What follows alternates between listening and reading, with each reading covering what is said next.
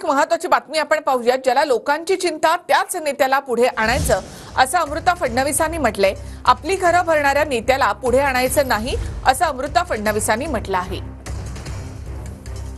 असं नेता नाही मध्ये येणार मग की ज्यांना फक्त आपली घरं भरायची आहेत किंवा आपल्या मुलीला किंवा आपल्या मुलीला पॉवर मध्ये किंवा सीएम किंवा काही करायचंय, ज्यांना फक्त लोकांची पर्वा आहे असे नेता पुढे आणायचे आहेत।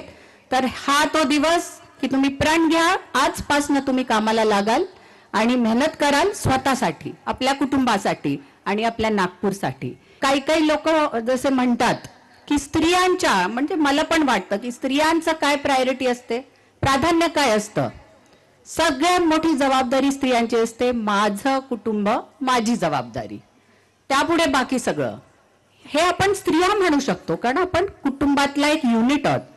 पण जेव्हा मोठा नेता म्हणतो माझं कुटुंबच माझी जबाबदारी, मग तो प्रॉब्लेम आहे आपल्यासाठी।